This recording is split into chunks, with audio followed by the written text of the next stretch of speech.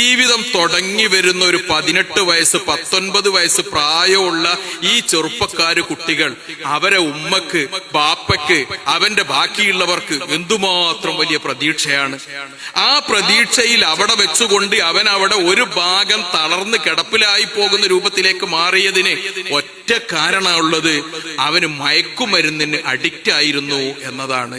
മിക്കവാറും കുട്ടികൾ മയക്കുമരുന്നിലേക്ക് എത്തുന്ന ഒരു വഴിയുണ്ട്, അത് നമ്മൾ അറിഞ്ഞു വെക്കണം. അതേതാ ഈ വഴി? ആ വഴി 2-3 സംഗതികളിലാണ്. ഒന്ന്, ബ്രോക്കൺ ഫാമിലികളിലാണ്. ബാപ്പ കള്ളുകുടിയനായിട്ടുള്ളത്.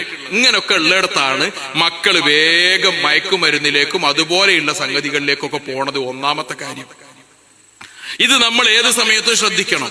രണ്ടാമത്തെ ഒരു കാര്യം, മക്കളെ വേണ്ട രൂപത്തിൽ ചേർത്ത് പിടിച്ച് കൊണ്ടുകിടക്കാനും സ്നേഹം കൊടുക്കാനും അറിയാത്ത ചെയ്യാത്ത ബാപ്പയും ഉമ്മയുള്ളിടത്ത്. അങ്ങനെയാണ്. അങ്ങനെ വരുന്ന സമയത്താണ് ഇവൻ ഒരു ഒരേല് സമാധാനമില്ല, എവിടോ പോയി അങ്ങനെ കുത്തിരിക്കുകയാണ്, ക്ലാസ്സിൽ ഇങ്ങനെ നിൽക്കുകയാണ്. സ്കൂളില് ബെല്ലടിച്ച് കഴിഞ്ഞപ്പോഴും ഓൻ ആ ഗ്രൗണ്ടിന്റെ മൂലയെ കുത്തിരിക്കുകയാണ്. ചിലപ്പോ ബസ് സ്റ്റോപ്പിലൂടെ ഇങ്ങനെ പിന്നെ ബസ്സിൽ ഇങ്ങനെ പോണ സമയത്ത് അല്ലെ ബസ് സ്റ്റാൻഡിൽ ഇരിക്കുമ്പോ ഇവനൊരു വല്ലാത്തൊരു അവസ്ഥയിൽ ഇരിക്കുകയാണ്.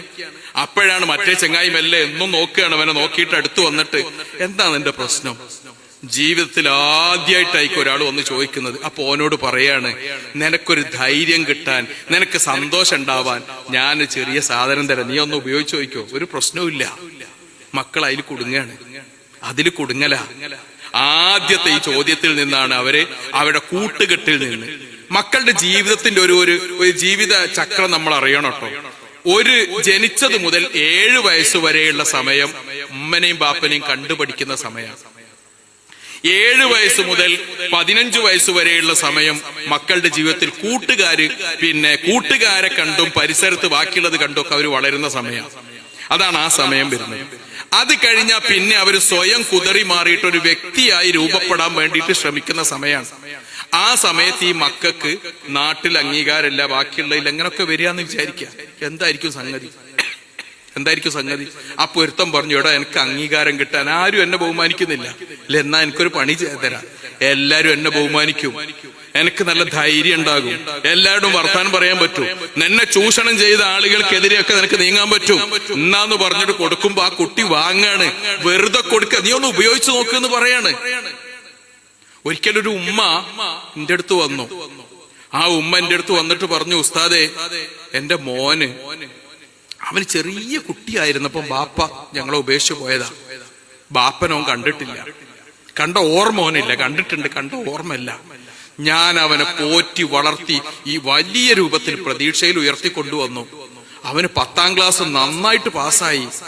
ഇടക്കാലത്ത് ഈ 10ാം ക്ലാസ് കഴിഞ്ഞ് അവന് ഒരു ഫാൻസി കടയിൽ കുറച്ച് ജോലിക്ക് നിന്നു. +1 അഡ്മിഷൻ കിട്ടുന്നത് വരെയുള്ള സമയത്ത് ഫാൻസി കടയിലാണ് നിന്നത്.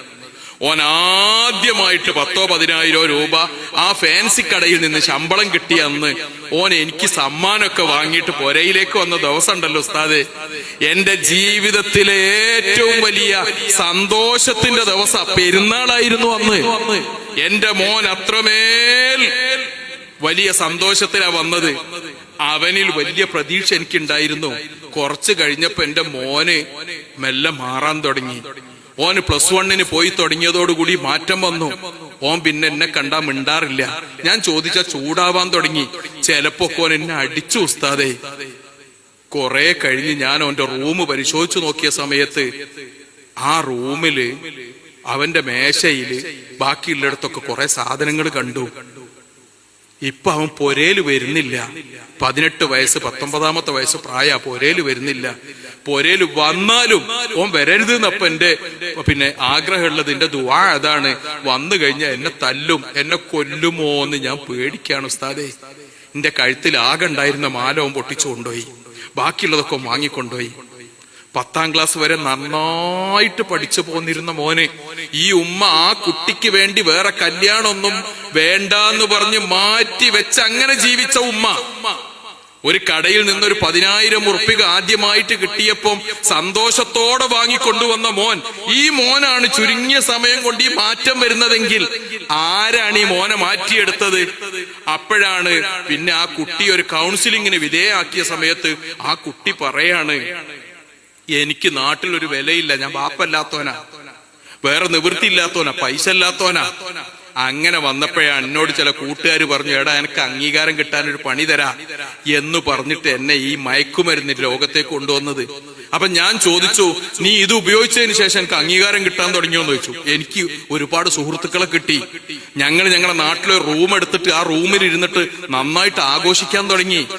പക്ഷെ അതോട് കൂടിയിട്ട് പിന്നെ ആഘോഷത്തിന് പൈസ കൂടുതൽ വേണ്ടി വന്നപ്പോ മറ്റു മാർഗങ്ങൾ സ്വീകരിച്ചു. അങ്ങനെ പിന്നെ ഇത് തലേ കയറിയപ്പോ ഉമ്മൻ അടിക്കാൻ തുടങ്ങി. കുഴപ്പമായി. അവസാനം പുരയിലേക്ക് തന്നെ വരാത്ത രൂപത്തിലേക്ക് ഈ മക്കൾ നഷ്ടപ്പെട്ടു പോവുകയാണ്. എന്തുമാത്രം വലിയ പ്രതിസന്ധിയാണ് എന്ന് നമ്മൾ അറിയണം.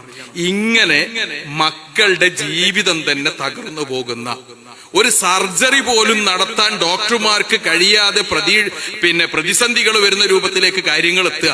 ഇതാണ് മയക്കുമരുന്ന് ഉപയോഗിച്ചു കഴിഞ്ഞാൽ ഇവിടെ വരുന്നത്. ബൈക്ക് അപകടങ്ങളുടെ പ്രധാനപ്പെട്ട ഒരു കാരണം എന്താ? ഇതങ്ങോട്ട് തലേ കയറി കഴിഞ്ഞാൽ പിന്നെ ഓന് തോന്നുകയാണ് പെരും പോക്ക് പോകാൻ. ഇപ്പൊ ഒരു വിമാനം പോയില്ലേ ഇതിലെ, അല്ലേ? അതിനേക്കാൾ സ്പീഡിൽ എന്റെ ബൈക്ക് പോകുമെന്ന് കുട്ടിക്ക് തോന്നുകയാണ്. ഇത് തലയിൽ അങ്ങോട്ട് കയറി കഴിഞ്ഞാൽ പിന്നെ ഓന് വേറെ ഒന്നുമില്ല. ഏതെങ്കിലും ഒരു സാധു വണ്ടിക്കാരനൊന്ന് കേറുന്ന സമയത്ത് ഓണടിച്ചാൽ അപ്പൊ ഓനോട് പോയിട്ട് അടി ഉണ്ടാക്കുകയാണ്. ഓന് തോന്നുക അപ്പനോടൊന്നും അങ്ങനെ എന്നെ കാണുമ്പോ ഓന് ഹോണടിക്കുക, ഓൻ ആരാ അപ്പയൊക്കെ തോന്നുകയാണ്. ഇത് ഈ കുട്ടികൾ ഈ സാധനം പ്രിക്റ്റായി മാറുന്ന സമയത്ത് വരുന്നൊരു കാര്യമാണ്. ഇത് ആൺകുട്ടികളിൽ മാത്രമല്ല കേട്ടോ, പെൺകുട്ടികളും ഇതിന്റെ അടിമകളാണ്, അഡിക്റ്റാണ്. നമ്മൾ ശരിക്കും അറിയണം. വേറൊരു കാര്യം, ഈ രൂപത്തിലുള്ള സംഗതികളിലേക്ക് കുട്ടികൾ എത്തുന്നത് സ്കൂളിൽ നിന്ന് പോകുന്ന ടൂറുകളിലാണ്. ടൂറ് പോകുന്ന സമയത്ത് മാഷുമാര് ബാഗിൽ കരുതിയ കള്ളും കുപ്പി എടുത്ത് കുടിച്ച കുട്ടികളെ എനിക്കറിയാം. സാറിത് വാങ്ങുന്നതും കൊണ്ടുപോകുന്നതും വെച്ചതും ഒക്കെ ഒരുത്തം വില്ലൻ കണ്ടുവെച്ചു. ഓൻ ബാക്കിയുള്ളവരോട് പറഞ്ഞു, നമുക്കൊരു പണിയുണ്ട്. മൈസൂർ എത്തിയിട്ട് എല്ലാരും അങ്ങോട്ടും ഇങ്ങോട്ടും ഇറങ്ങി. പിന്നെ രണ്ടാമത് പോയ സമയത്ത് പിന്നെ തിരിച്ചു വരുന്ന ലേശം നേരത്തെ വന്നു.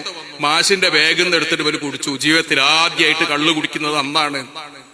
മാഷ് പിന്നെ വന്ന് തപ്പുമ്പോ ഇടം കണ്ണിട്ട് ഇങ്ങനെ നോക്കി. അയാൾക്ക് ചോദിക്കാൻ നിവൃത്തിയില്ല, എന്റെ കുപ്പി ഉണ്ടായിരുന്നു എന്ന് പറയാൻ മൂപ്പർക്കും നിവൃത്തിയില്ല. കുട്ടികളെടുത്ത് കുടിച്ചു. ആദ്യമായിട്ട് കള്ളു കുടിക്കുന്നത് ടൂറില.